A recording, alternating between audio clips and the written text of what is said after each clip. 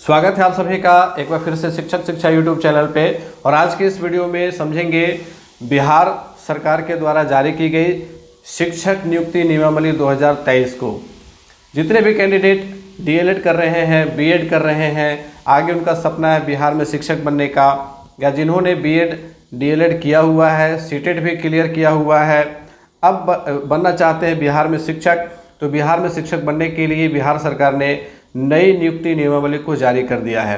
यह नियमावली क्या कहती है, इसके अकॉर्डिंग आपको और आगे क्या करना होगा, वो सब कुछ आज के इस वीडियो में समझेंगे। तो बने रहेंगे, पूरे वीडियो को अच्छे से समझेंगे और एक एक पॉइंट को अच्छे से समझते चलिएगा। तो आइए शुरू करते हैं। और जैसा कि आप स्क्रीन पर देख पा रहे हैं, बिहार सरकार शिक्षा विभाग के द्वारा यह अधिसूचना जारी की गई है 10 अप्रैल 2023 को। और इसमें बिहार राज्य के प्राथमिक मध्य माध्यमिक, उच्च माध्यमिक, उत्क्रमित उच्च माध्यमिक एवं नवस्थापित उच्च माध्यमिक विद्यालयों में विद्यालय अध्यापक के पद पर नियुक्ति एवं उनके सेवा शर्त को विनिश्चित करने हेतु निम्नांकित नियमावली बनाते हैं। यानी कि बिहार में जितने भी प्रकार के विद्यालय हैं वहाँ पे अध्यापकों की नियुक्ति हेतु एक नए संवर्ग का गठन किया जा रहा है। ठीक है, अब इसमें कुछ संक्षिप्त नाम, विस्तार एवं प्रारंभ है। और जितने भी नए छात्र हैं जो डीएलएड कर रहे हैं या जिन्होंने अभी डीएलएड पास किया है, सीटेट पास किया हुआ है, उन लोगों को ये सारी चीज़ें अच्छे से समझ लेनी चाहिए। ठीक है, अब यहाँ पर देखिए संक्षिप्त नाम, विस्तार एवं प्रारंभ कहता है कि यह नियमावली जो है बिहार राज्य विद्यालय अध्यापक नियुक्ति, स्थानांतरण, अनुशासनिक कार्रवाई एवं सेवा शर्त नियमावली 2023 कही जाएगी। तो यह 2023 नियमावली के नाम से आया हुआ है। इसका विस्तार बिहार के संपूर्ण बिहार में है। ठीक है, संपूर्ण बिहार में है, चूँकि बिहार की नियमावली है। यह राजपत्र में प्रकाशित होने की तिथि से प्रवृत्त होगी। अब ये राजपत्र क्या होता है, तो राजपत्र कहते हैं बिहार गजेट को। न्यूज़पेपर में आप देखिएगा बिहार गजेट आएगा या बिहार सरकार के वेबसाइट पर आपको बिहार गजेट मिलेगा, तो वहाँ से डाउनलोड करके आप इसको समझ सकते हैं। एनसीटी की वेबसाइट पर भी गजेट वहाँ पर अपलोड किए जाते हैं। अब इसमें कुछ परिभाषाएं हैं, तो परिभाषाओं में जो मुख्य चीज़ें होंगी उसी की चर्चा करेंगे। सरकार, प्रशासनिक विभाग, ये सारी चीज़ें सभी को पता है। विद्यालय के बारे में सभी लोग जानते हैं। प्राथमिक विद्यालय, मध्य विद्यालय, ये सबसे सभी लोग परिचित हैं। तो ये सारी चीज़ें तो आसान है, समझ लीजिएगा आसानी से। अब यहाँ पर देखिए विद्यालय अध्यापक, तो ये सारी चीज़ें समझ में आ जाएंगी। विशेष विद्यालय अध्यापक, तो विशेष विद्यालय अध्यापक का मतलब वैसे शिक्षकों से है जो CWSN बच्चों के लिए, चिल्ड्रन विथ स्पेशल नीड्स बच्चों के लिए नियुक्त किए जाते हैं। ठीक है, प्रधानाध्यापक, प्रधान शिक्षक, ये सारी चीज़ें आप सबको समझ में आती होंगी, कोई दिक्कत इसमें तो नहीं होना चाहिए। पूर्व से नियुक्त पंचायती राज संस्था एवं नगर निकाय संस्था अंतर्गत नियुक्त शिक्षक, यानी कि पहले से जो नियुक्त शिक्षक हैं। अब उसके बाद शिक्षकेतर कर्मी, यानी कि विद्यालय में जो कार्यरत कर्मी हैं जो शिक्षण कार्य में संलग्न नहीं, यानी कि टीचर को छोड़ करके जो अन्य कर्मी हैं। विश्वविद्यालय तो सभी लोग को पता है। राष्ट्रीय अध्यापक शिक्षा परिषद, पात्रता परीक्षा का मतलब टीचर एलिजिबिलिटी टेस्ट होता है, बिहार टेट, सीटेट, इन सभी को पात्रता परीक्षा कहते हैं। शिक्षक प्रशिक्षण, जो आप अभी डीएलएड कर रहे हैं या बीएड कर रहे हैं तो शिक्षक प्रशिक्षण का कोर्स कर रहे हैं, जिन्होंने कर लिया है उनके पास डिग्री आ चुकी है। तो इसमें यहाँ पर क्लियर कर दिया गया है कि राष्ट्रीय अध्यापक शिक्षा परिषद NCTE अधिनियम 1993 के प्रवृत्त होने के पूर्व केंद्र या किसी राज्य सरकार द्वारा मान्यता प्राप्त संस्थानों से अथवा राष्ट्रीय अध्यापक शिक्षा परिषद अधिनियम के प्रवृत्त होने के उपरांत राष्ट्रीय अध्यापक शिक्षा परिषद से मान्यता प्राप्त संस्थानों से DElEd, BEd, BAEd, BSc Ed की उपाधि या 3 वर्षीय एकीकृत बीएड एमएड की उपाधि या BAEd, BSc एड की 4 वर्षीय डिग्री या 4 वर्षीय प्रारंभिक शिक्षा शास्त्र में स्नातक, जिसको BLEd कहा जाता है। ये सारी चीज़ें जो आप टीचर ट्रेनिंग से संबंधित कोर्सेज देखते हैं उन सभी का विवरण यहाँ पर है। आयोग का मतलब हो गया आपका बिहार राज्य सरकार का आयोग, यानी कि BPSC। ठीक है, BPSC।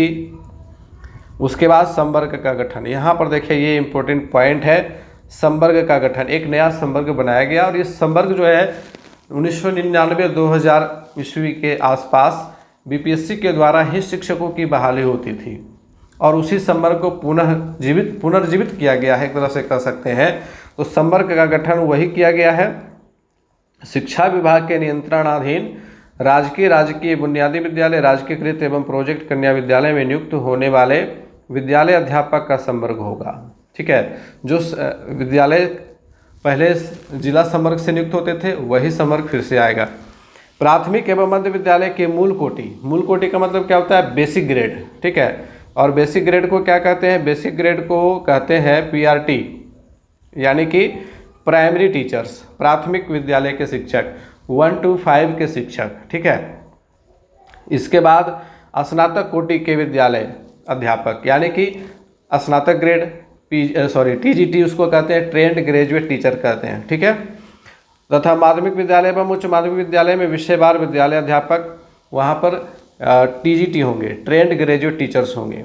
तो अलग अलग संवर्ग होगा, यानी कि पीआरटी का अलग संवर्ग है, उसके बाद आपका टीजीटी का है, उसके बाद पीजीटी का, पोस्ट ग्रेजुएट टीचर। ठीक है, इस तरह से आप लिख सकते हैं इसको। पीआरटी ये सबसे मूल कोटि हो गया, उसके बाद आपका आता है टीजीटी, ट्रेंड ग्रेजुएट टीचर, उसके बाद होता है पीजीटी यानी कि पोस्ट ग्रेजुएट टीचर।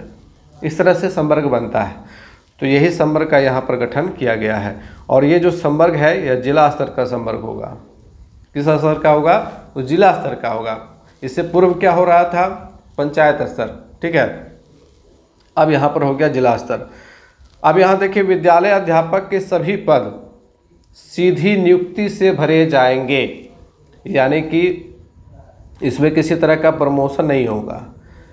प्रमोशन नहीं होगा कहने का मतलब ये हुआ कि पहले से जो कार्यरत शिक्षक बिहार के अंदर हैं उनका प्रमोशन इस पद पर नहीं होगा।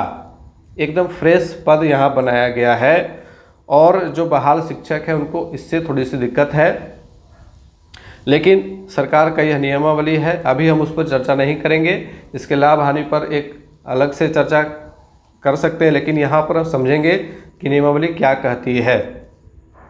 तो यह जो है सीधी नियुक्ति से भरी जाएगी। जितने भी पद होंगे इसके, वहाँ पर प्रमोशन का प्रावधान नहीं होगा।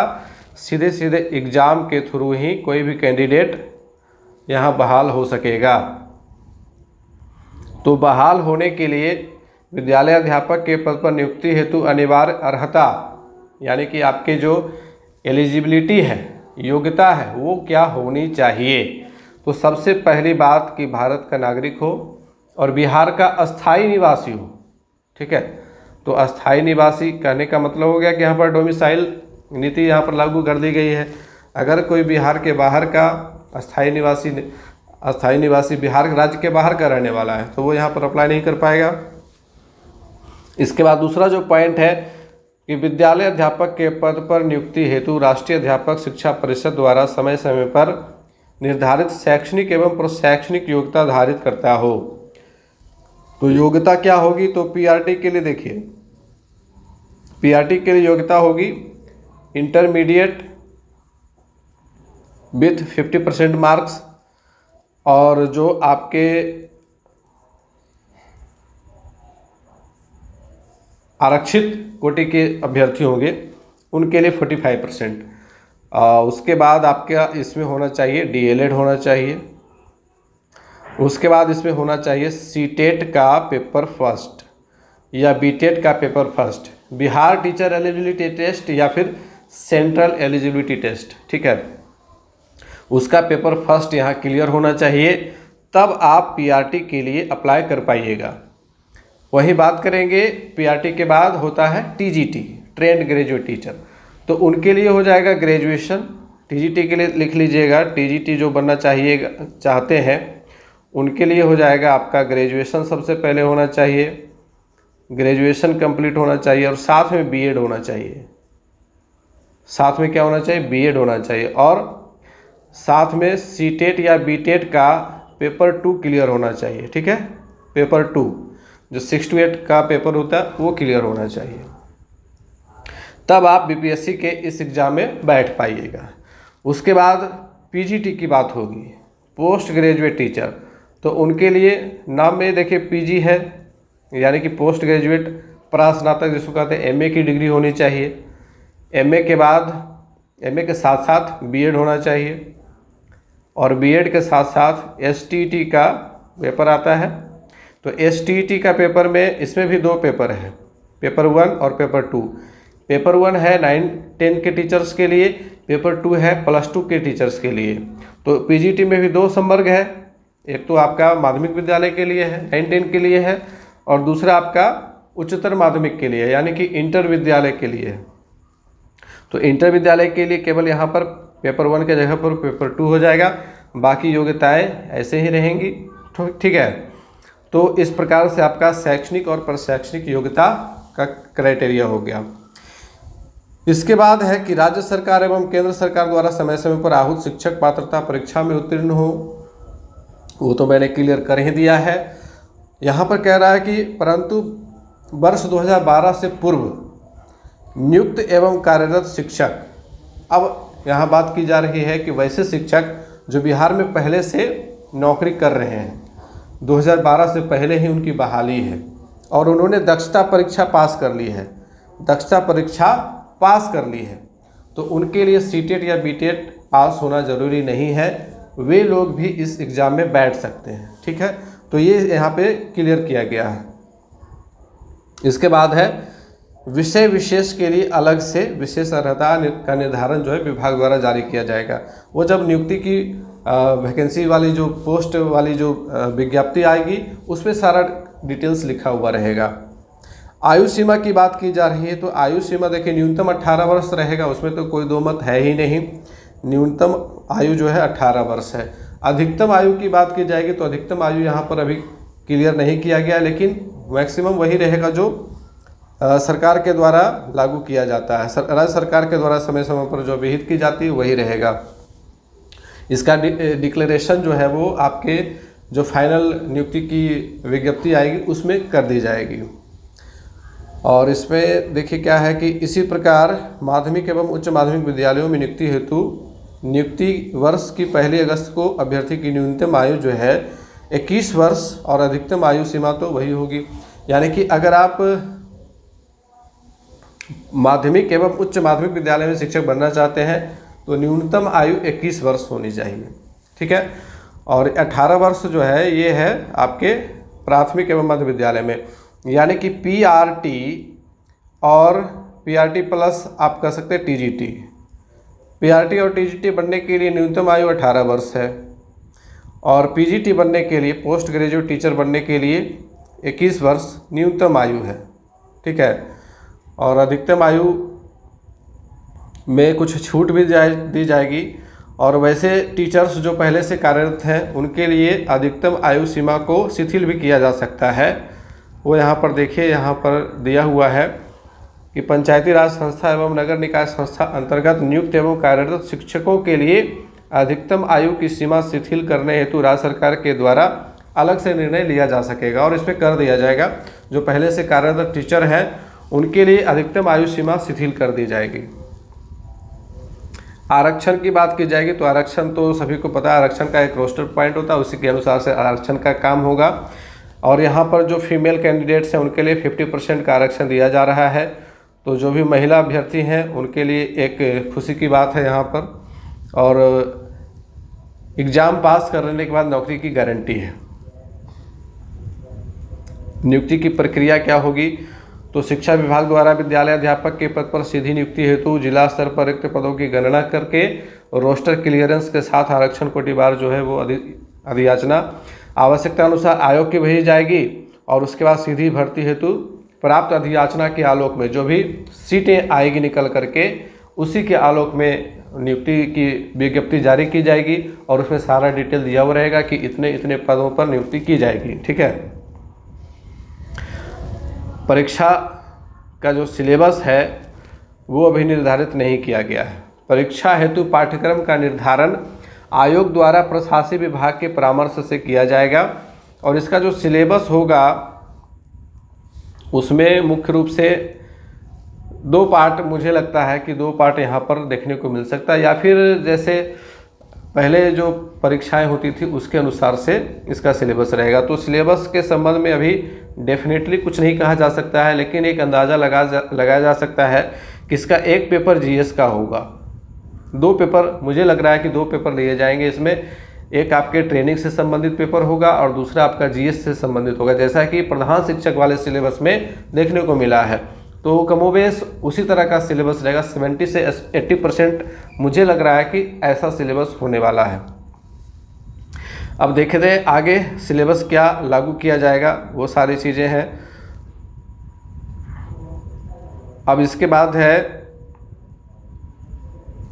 कि पंचायती राज संस्था एवं नगर निकाय संस्था अंतर्गत नियुक्त एवं कार्यरत शिक्षक इस संवर्ग में नियुक्ति के लिए प्रक्रिया में भाग लेने के लिए पात्र होंगे। जो पहले से कार्यरत शिक्षक है वो भी इसमें आ सकते हैं, कोई दिक्कत नहीं है। और अधिकतम इसमें जो दी गई है, अधिकतम प्रयास आप 3 बार कर सकते हैं। यहाँ पर देखिए दिया हुआ है कि कोई अभ्यर्थी इस नियमावली के अंतर्गत अधिकतम 3 बार परीक्षा में भाग ले सकेगा। 3 बार अवसर दिया जाएगा, ठीक है। 3 बार में क्लियर हुआ तो हुआ, नहीं तो फिर उपाय नहीं। प्रमाण पत्रों की जांच वगैरह तो सारी चीज़ें जब आप एग्ज़ाम क्लियर कर लीजिएगा, नियुक्ति से पूर्व प्रमाण पत्रों की जांच वगैरह होगी। परिवीक्षा अवधि देखिए क्या होता है, इसको प्रोबेशन पीरियड इंग्लिश में कहते हैं, प्रोबेशन पीरियड। और जब आपकी ज्वाइनिंग होती है तो 2 वर्ष की अवधि जो है, ज्वाइनिंग से 2 वर्ष की अवधि प्रोबेशन पीरियड कहलाती है। और इस पीरियड में आपका सेवा जो है वो संतोषजनक रहने पर फिर सेवा की संपुष्टि होती है, ठीक है। उसको कहते हैं सेवा संपुष्टि हो जाना, और उसके बाद आप एक रेगुलर कैंडिडेट माने जाते हैं। इसके बाद है वरीयता सूची। तो वरीयता सूची का मतलब हो गया कि कौन सीनियर बनेगा, कौन जूनियर बनेगा, वो सारी चीज़ें हैं। तो वो तो जैसे जिसकी बहाली होगी, नियुक्ति की तिथि से वरीयता सूची निर्धारित की जाती है। स्थानांतरण के संदर्भ में यहाँ पर दिया हुआ है कि यह जो पद है वो स्थानांतरणीय है, यानी कि इसमें ट्रांसफ़र का सिस्टम होगा। और यह जो ट्रांसफ़र है, जिला स्थानांतरण ऐच्छिक भी हो सकता है, प्रशासनिक भी हो सकता है, शैक्षणिक दृष्टिकोण से भी हो सकता है। तो इसमें वो सारी चीज़ें हैं। अनुशासनिक कार्रवाई, सेवा संबंधी शर्तें, अनुकंपा के आधार पर नियुक्ति की बात की जा रही है इसमें, लेकिन अभी इस संदर्भ में डिक्लेयर नहीं किया गया है कि वो सारी चीज़ें क्या होंगी। इसमें कहा गया है कि अलग से प्रावधान अधिसूचित किया जाएगा कि अनुकंपा पर कैसे नियुक्ति की जाएगी। इसके बाद आचरण संहिता दिया हुआ है। तो मुख्य बातें जो हैं वो यहाँ पर क्लियर हो गई हैं। अंतिम रूप से एक बार फिर से यहाँ पर मैं कंक्लूड करना चाहूँगा कि अगर आप बिहार में शिक्षक बनना चाहते हैं तो पीआरटी के लिए आपके पास मिनिमम एलिजिबिलिटी क्या होनी चाहिए, तो इंटर होनी चाहिए प्लस डीएलएड प्लस सीटेट या बीटेट का पेपर 1 क्लियर होना चाहिए, तब आप बीपीएससी के द्वारा आयोजित परीक्षा में बैठ पाइएगा। वही बात करेंगे टीजीटी की, तो टीजीटी के लिए आपका ग्रेजुएशन होना चाहिए, ग्रेजुएट प्लस आपका बीएड होना चाहिए, प्लस आपका सीटेट का पेपर 2 क्लियर होना चाहिए, ठीक है, सीटेट या बीटेट। उसके बाद पीजीटी की बात करेंगे, पोस्ट ग्रेजुएट टीचर की, तो पीजी क्लियर होना चाहिए प्लस बीएड होना चाहिए प्लस एसटीईटी की परीक्षा पेपर 1 या पेपर 2 जो आप बनना चाहिएगा। पीजीटी का 2 क्राइटेरिया है, ठीक है, एक 9-10 टीचर्स के लिए है, एक +2 के लिए है। तो उसी के अकॉर्डिंग आपका एलिजिबिलिटी होना चाहिए। तो मुख्य बातें यही है इस नियमावली में। बाकी बीपीएससी के द्वारा जैसे ही अधिसूचना जारी की जाएगी, विज्ञप्ति लाई जाएगी, तो उस पर भी स्पेशल वीडियो बनाया जाएगा। तो बने रहेंगे हमारे साथ, और चैनल पे नए हैं तो सब्सक्राइब कर लेंगे, ताकि आपके तैयारी से संबंधित जो भी चीज़ें होंगी वो सारी चीज़ें आपको चैनल पर देखने को मिलेंगी। मिलते हैं फिर से नेक्स्ट वीडियो में, तब तक के लिए गुड बाय, टेक केयर।